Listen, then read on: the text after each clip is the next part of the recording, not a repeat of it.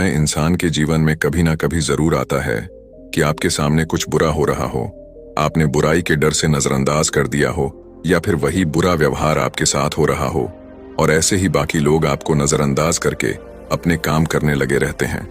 लेकिन दोस्तों, सच बोलने के लिए जिगरे की जरूरत होती है और यह जिगरा बुराई का सामना करने के लिए भी जरूरी है। आज की इस कहानी के माध्यम से हम यही सीखेंगे कि चाहे कितना भी मुश्किल समय क्यों ना हो, सच बोलना और बुराई का सामना करना कितना जरूरी होता है। और हम देखेंगे कि आज की इस कहानी में सबल नाम के युवक ने कैसे हिम्मत जुटाई और सच का साथ दिया। तो बिना किसी देरी के शुरू करते हैं। दोस्तों, एक बार की बात है, एक नगर में एक सबल नाम का युवक रहता था जो बहुत ही अच्छा था, जिसका स्वभाव बहुत ही सीधा और मन बहुत ही सरल था। वह ना तो किसी से लड़ाई झगड़े करता था और ना ही किसी को कभी भला बुरा कहता। वह लोगों की मदद भी किया करता, लेकिन फिर भी कुछ लोग उसे भला बुरा कहते। इस पर वह मुस्कुराकर वहां से चला जाता। जहां वह नौकरी किया करता था, वह सेठ भी उसे बहुत कम तनख्वाह दिया करता था। तब भी वह कभी अपने सेठ का विरोध नहीं करता, बल्कि हंसकर उसके सारे आदेशों का पालन किया करता और खूब मन लगाकर काम करता। उसकी अच्छाई के कारण हर कोई जो भी उससे मिलता, उसे दबाने की कोशिश करता, उसे डराने की कोशिश करता। उसके सीधे साधे व्यवहार के कारण लोग उसे पागल भी कहते थे और कई तो यह भी कहते कि वह अपने जीवन में कभी कुछ नहीं कर पाएगा। यह तो बहुत ही सीधा है और आज के जमाने में इतना सीधा होना भी अच्छी बात नहीं है। सबल बहुत गरीब था, लेकिन वह कभी किसी से शिकायत नहीं करता था। वह नौकरी करके पैसे इकट्ठा किया करता ताकि वह अपनी गरीबी से बाहर निकल सके। लेकिन जब भी वह गरीबी से बाहर निकलने की कोशिश करता तो कुछ लोग आते और उसकी जमा पूंजी उससे लेकर चले जाते। कभी उसके रिश्तेदार आते तो कभी उसका कोई सगा संबंधी, जो अपना दुख दर्द दिखाकर, अपना दुख दर्द सुनाकर उसका जोड़ा हुआ एक एक रुपया उससे ले जाते। और सबल कुछ नहीं कर पाता। सबल तो केवल यही सोचता रहता था कि वह एक अच्छा आदमी है और अच्छे आदमी कभी किसी पर अत्याचार नहीं करते। वह कभी किसी का विरोध नहीं करता। वह तो स्वयं में खुश रहता और दूसरों की मदद भी करता। इन सारी बातों से वह अपने आप को समझा लेता।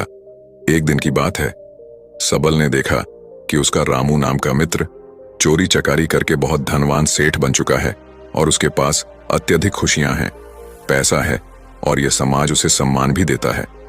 वह ना तो दान करता है और ना ही लोगों की मदद करता है, बल्कि वह तो दूसरों पर अत्याचार करता है। वह जबरदस्ती लोगों के पैसे लूट लेता है और उन्हीं पर चीखता चिल्लाता भी है। फिर भी यह समाज उसी को पसंद करता है। लेकिन मैं एक सीधा साधा इंसान हूं, मैं एक अच्छा युवक हूं, फिर भी मुझे कोई पसंद नहीं करता। मुझे तो सब लोग पागल समझते हैं और मेरे जीवन में तो केवल दुख ही दुख है। सबल मन ही मन यह सोच रहा था कि तभी उसके मन में एक और विचार उत्पन्न हुआ। वह यह सोचने लगा, क्या मुझे बुराई का रास्ता अपना लेना चाहिए। एक दिन वह अपने सेठ के घर पर काम कर रहा था। तभी अचानक उसके हाथों से एक सामान गिरकर टूट गया जो कीमती था। इस पर उसके सेठ ने उसे बहुत खरी खोटी सुनाई, उसकी पिटाई की और कहता है, तुझे अब से 1 साल तक मेरे यहां पर मुफ्त में काम करना होगा। क्या तुझे नहीं पता था कि यह कितनी कीमती चीज है। अब से 1 साल तक मैं तुझे कोई पैसे नहीं देने वाला हूं। सबल रो रहा था, गिड़गिड़ा रहा था, लेकिन सेठ ने उसकी एक नहीं सुनी। वह रोता हुआ अपने घर जा रहा था। उसी रास्ते से एक महात्मा भी गुजर रहे थे। उन्होंने जब सबल के रोने की आवाज सुनी तो वह सबल के पास आए और सबल से कहते हैं, यह सब कैसे हुआ? तुम्हारे शरीर पर तो बहुत जख्म है, लाओ मैं तुम्हें मरहम लगा देता हूं ताकि तुम्हें कुछ आराम मिल सके। इतना कहकर महात्मा ने सबल के शरीर पर कुछ जड़ी बूटियों का लेप लगाया, जिससे सबल को अपने दर्द से थोड़े राहत मिली। इस पर सबल उस महात्मा से कहता है, हे गुरुवर, आप तो ज्ञानी मालूम पड़ते हो, क्या आप मेरी एक बात का जवाब देंगे? इस पर वह महात्मा कहते हैं, पूछो। तभी सबल उस महात्मा से कहता है, हे गुरुवर, अच्छे लोगों के साथ बुरा क्यों होता है? मैं बहुत सीधा साधा इंसान हूं। मैंने कभी किसी का बुरा नहीं किया, ना ही मैंने कभी किसी को अपशब्द कहे, बल्कि जो भी मेरे पास मदद मांगने आता है मैं उसकी मदद भी कर देता हूं। लेकिन अब तक मेरे साथ कभी कुछ अच्छा नहीं हुआ। मैं हमेशा दुख में जीता हूं, जबकि इस दुनिया में ऐसे बहुत सारे बुरे लोग हैं जो अपना जीवन सुखी सुखी जी रहे हैं, जबकि वह लोगों को लूटते हैं।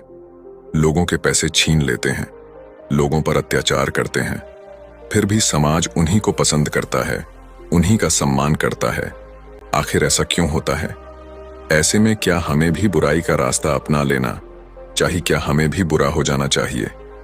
उस महात्मा ने सबल की सारी बातें ध्यानपूर्वक सुनी। उसके बाद सबल को जवाब देते हुए कहते हैं, बेटा, जिसके कर्म बुरे हैं उसके कर्म का फल अवश्य मिलेगा, और वह अवश्य रूप से बुरा ही होगा। जिसके कर्म अच्छे हैं उसे भी उसके अच्छे कर्मों का फल अवश्य मिलेगा, और वह आवश्यक रूप से अच्छा ही होगा। तभी सफल उस गुरु की बात काटते हुए कहता है, हे गुरुवर, क्या आप जो कह रहे हैं वह सच है? मैं आप पर भरोसा कर सकता हूं, क्योंकि इस दुनिया में तो मुझे सब उल्टा ही नजर आता है। मुझे तो अच्छों के साथ बुरा और बुरा के साथ अच्छा ही होते हुए नजर आता है। इस पर महात्मा सबल से कहता है, बेटा, जैसा मैंने कहा वह बिल्कुल सत्य है, और आने वाले समय में यह तुम अच्छी तरह से जान भी जाओगे। इतना कहकर वह महात्मा वहां से चला गया। सब वहीं पर कुछ देर बैठा रहा और उस महात्मा की बातों पर विचार करता रहा, और वह यह सोच रहा था, चलो, मेरे पास धन दौलत ना सही, रुपया पैसा ना सही, समाज का मान सम्मान ना सही, पर मैं एक अच्छा इंसान तो हूं, और मेरी अच्छाई का फल मुझे कभी ना कभी तो जरूर मिलेगा। इतना सोचकर वह वापस अपने घर लौट गया।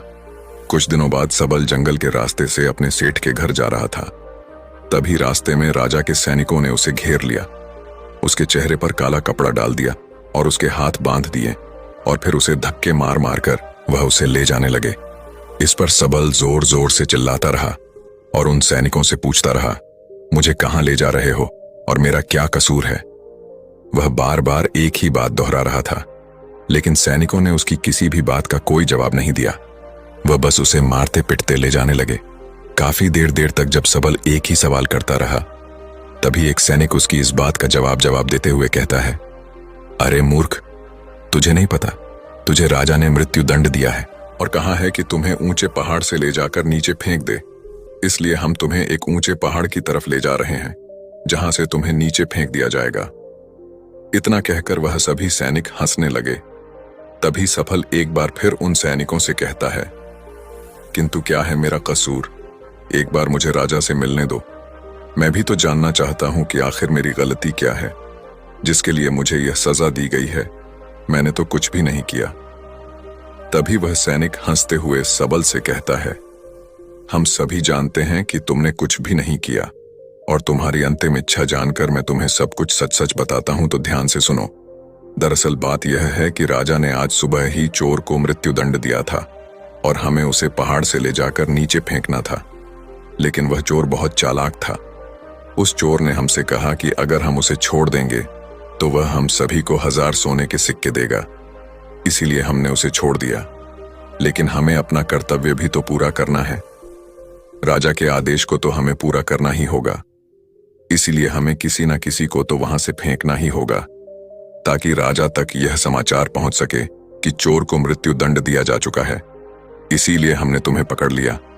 और भला तुमसे अच्छा हमें मिल भी कौन सकता है? तुम्हारा ना तो कोई आगे है, ना कोई पीछे, जो तुम्हारे बारे में पूछताछ कर सके, और हमें कोई पकड़ भी नहीं पाएगा। और राजा को भी यह बात कभी नहीं पता चलेगी कि आखिर वह चोर कहां गया। इसीलिए ईश्वर का नाम लो और शांति से मृत्यु को प्राप्त हो जाओ। उस सैनिक की यह बात सुनकर सबल हैरान रह गया।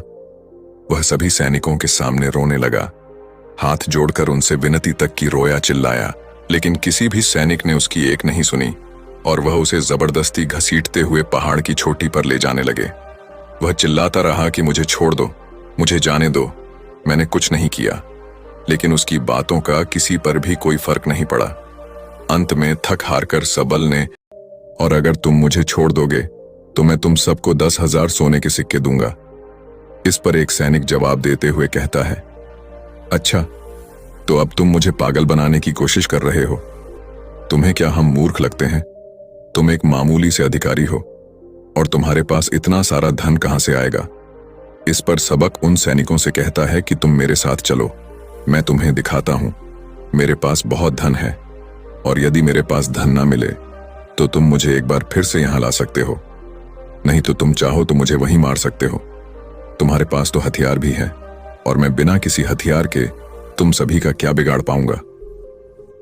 सबल की यह बात सुनकर वे सभी सैनिक एक बार के लिए सोच में पड़ गए। उन सभी ने आपस में मिलकर विचार किया और सबल से कहा, ठीक है, हम तुम्हारी बात मान लेते हैं, लेकिन मेरी एक बात याद रखना, यदि हमें धन ना मिला तो हम तुम्हें वहीं पर मार देंगे। चलो हमें दिखाओ, वह धन कहां पर है। इस पर सबल कहता है, उससे पहले मेरी आंखों से यह काला कपड़ा तो हटाओ, इसके बिना मैं आपको रास्ता कैसे दिखा पाऊंगा। उन सैनिकों ने सबल की बात मान ली और उसके सर पर से वह काला कपड़ा हटा दिया गया। उसके बाद सबल उन सभी को एक गुफा में ले जाता है। सबल उस गुफा से भली भांति परिचित था। वह गुफा देखने में तो बड़ी सीधी सी लगती थी, लेकिन अंदर से वह एक भूल भुलैया थी। जो भी उसके अंदर एक बार चला जाता, वहां से बाहर निकलना उसके लिए नामुमकिन था। सबल उन सभी सैनिकों को उस गुफा के अंदर ले जाता है और मौका मिलते ही वह उन्हें धोखा देकर उस गुफा से बाहर की ओर निकल जाता है और वह सभी सैनिक उस गुफा में फंसकर रह जाते हैं। सबल डरा हुआ तेजी से भागता हुआ जंगल के रास्ते से जा रहा था। उसे डर था कि वह सैनिक उसका पीछा कर रहे हैं। वह यदि उस गुफा से निकल जाएंगे तो वह उसे पकड़ लेंगे, इसीलिए वह तेजी से भागता हुआ जा रहा था। तभी रास्ते में उसे वही महात्मा दिखाई दिए। तभी वह भागता हुआ उन महात्मा के पास पहुंचा और सबल उस महात्मा से कहता है कि हे गुरुवर, आपने तो कहा था जिसके बुरे कर्म होते हैं उसे बुरा फल मिलता है और जिसके कर्म अच्छे हैं उसे अच्छा फल मिलेगा। लेकिन आज तो मैंने यह देख भी लिया और जान भी लिया कि जिनके कर्म बुरे होते हैं वही सुखी रहते हैं, और रही बात अच्छे कर्म करने वालों की, तो उन्हें तो जिंदगी भर दुखी भोगना पड़ता है। इसके बाद सबल ने अपने ऊपर बीती हुई सारी घटना उन महात्मा को सुनाई और फिर उन महात्मा से पूछता है, अब बताइए, मैंने ऐसा कौन सा बुरा कर्म किया जिस कारण आज मुझे मौत की सजा मिल रही थी, और वह भी ऐसा कर्म जो मैंने किया ही नहीं। इस पर वह महात्मा मुस्कुराते हुए सबल से कहते हैं, बेटा, तुम्हारे कर्म बुरे ही तो हैं, तभी तो तुम्हें यह सब सहना पड़ रहा है। यह सुनकर सबल थोड़ा सा आश्चर्यचकित हुआ और उन महात्मा से कहता है, हे गुरुवर, आप यह क्या कह रहे हैं? मैंने कभी किसी का बुरा नहीं किया, मैंने किसी को आज तक अपशब्द तक नहीं कहे, फिर मेरे कर्म बुरे कैसे हो सकते हैं? मैंने तो कोई भी बुरा काम नहीं किया, ना ही मैंने चोरी की, ना ही किसी से बेईमानी की, किसी को सताया तक नहीं, किसी को भला बुरा तक नहीं कहा, फिर मेरे कर्म बुरे कैसे हो सकते हैं? इस पर वह महात्मा सबल से कहता है, बेटा, अपने हक और अधिकार के लिए ना लड़ना, यह भी तो बुरा कर्म है। जब तुम पर कोई अत्याचार करता है, तुम उसका विरोध नहीं करते, क्या यह बुरा कर्म नहीं है? किसी के साथ अत्याचार न करना, लेकिन दूसरों के साथ अत्याचार होते हुए देखकर चुप रहना, यह भी तो बुरा कर्म है। सही होते हुए भी चुपचाप रहना, क्या यह बुरा कर्म नहीं है? हम शक्तिहीन हैं, असहाय हैं, हमारी मदद कौन करेगा, यह समझकर असत्य के सामने बार बार झुक जाना, क्या यह बुरा कर्म नहीं है? बुराई में सुख है, यह देखना भी एक बुरा कर्म ही है। तो अब मैं तुमसे सवाल करता हूं, बताओ मुझे, इनमें से कौन सा काम ऐसा है जो तुमने अब तक नहीं किया? उन महात्मा की यह सारी बातें सुनकर सबल चुप सा रह गया। उसे कुछ भी समझ नहीं आ रहा था कि वह उन महात्मा के इस प्रश्न का क्या जवाब दे।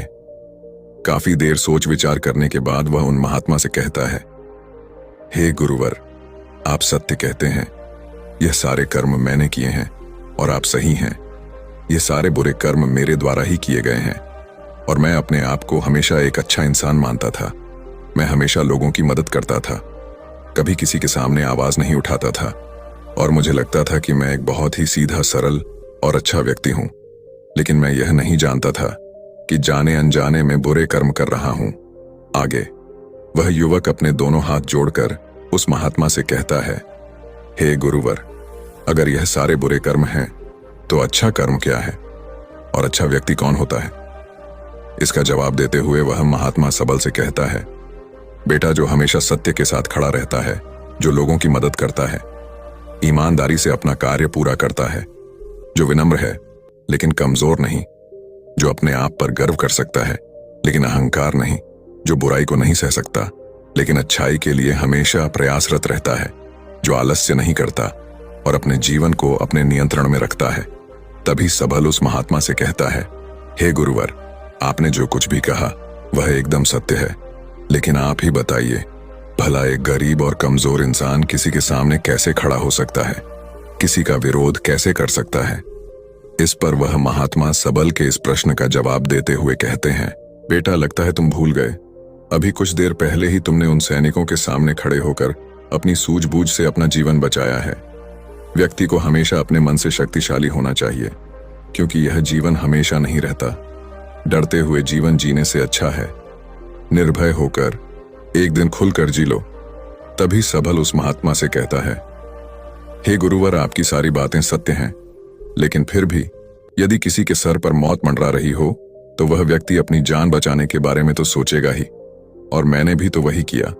लेकिन अब जब मैं आपके सामने खड़ा हूं तो मेरे भीतर वह क्षमता नहीं है, मेरे भीतर वह हिम्मत नहीं है कि मैं किसी का विरोध कर सकूं, किसी के सामने खड़ा हो सकूं। तभी वह महात्मा मुस्कुराते हुए कहता है, तो ठीक है, तुम यहीं पर इंतजार करो।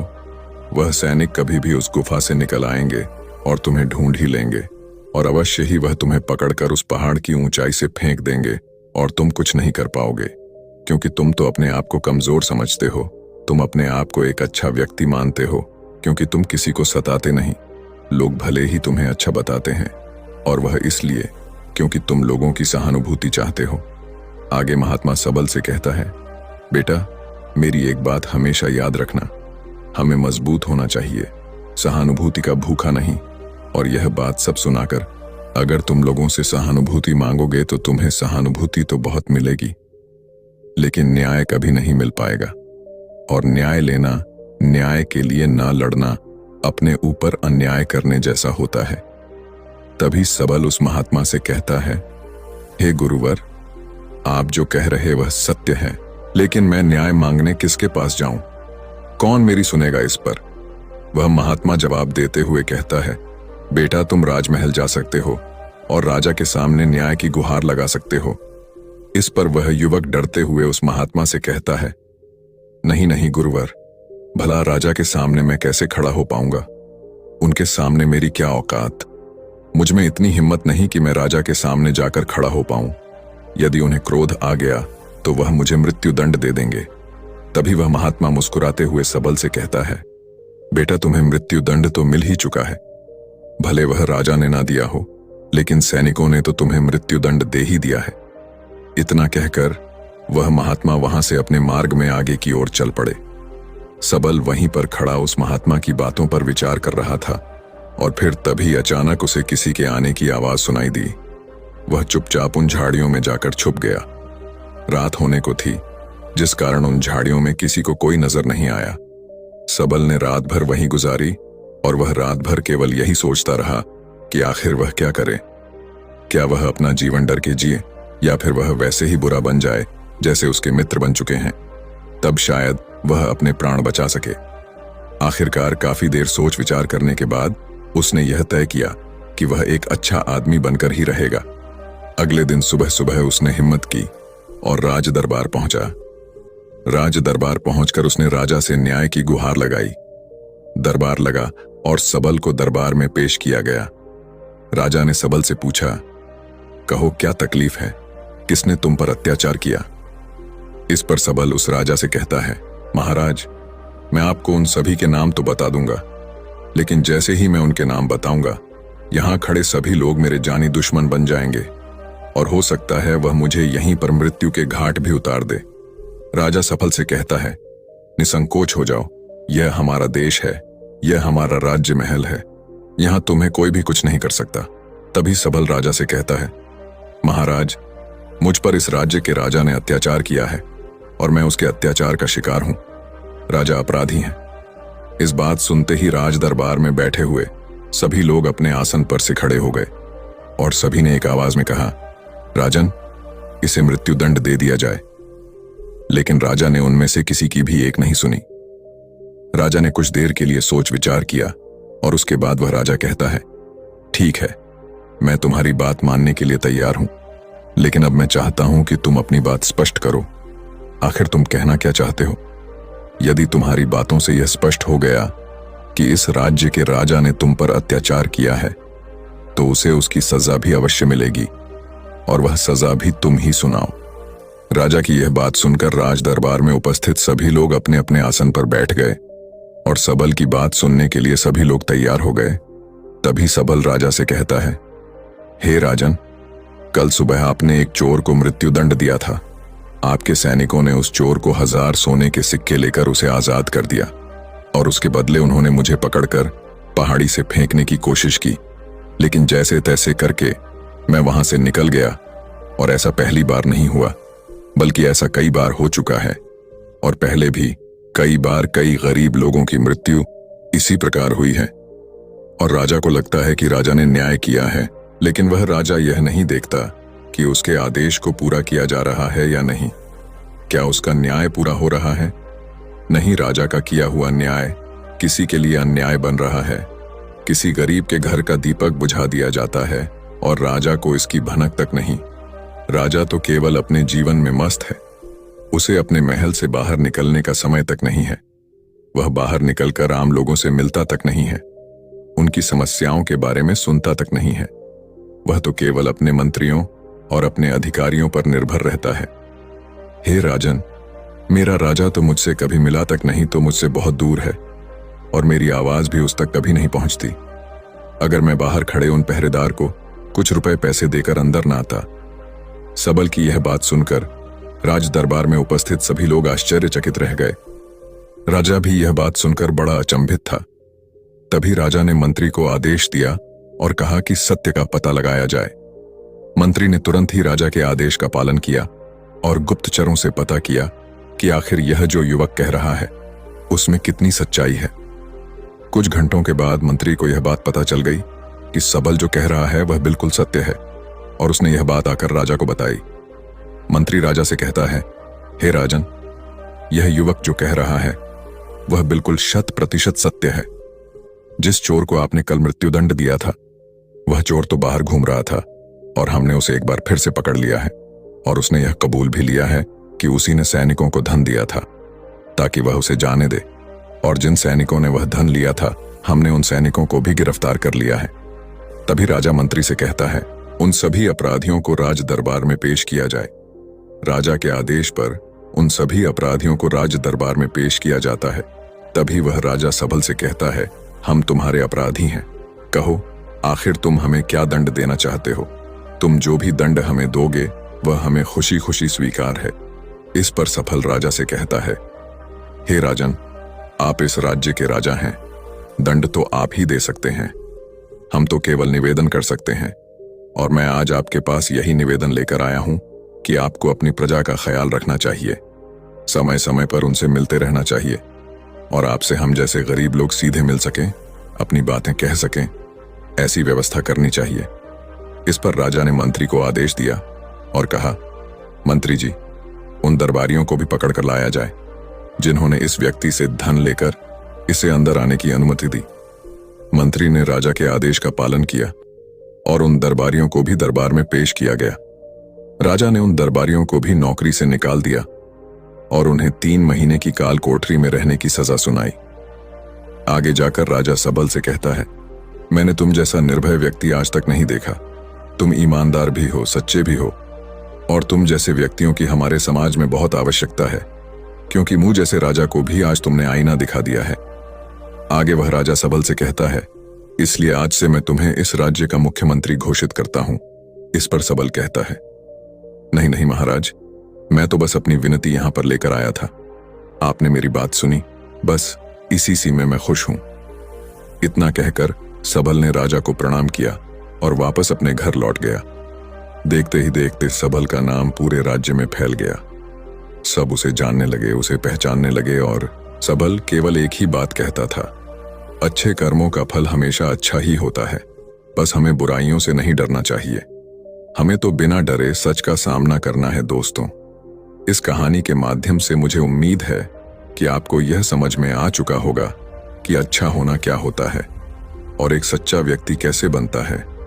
यदि आप भी अपने आप को एक अच्छा और सच्चा व्यक्ति मानते हैं और आपको लगता है कि आप भीतर से अच्छे हैं और आपके साथ बुरा हो रहा है, तो उस बुराई का कारण कौन है, उस तकलीफ का कारण कौन है, यह आपको अच्छी तरह से पता चल चुका होगा। इसलिए खुद को कमजोर और असहाय ना माने, अपने लिए लड़ना सीखें, अपने आप को भीतर से मजबूत बनाएं, अपने मन को कठोर बनाएं, ताकि आप उन परिस्थितियों और लोगों का सामना कर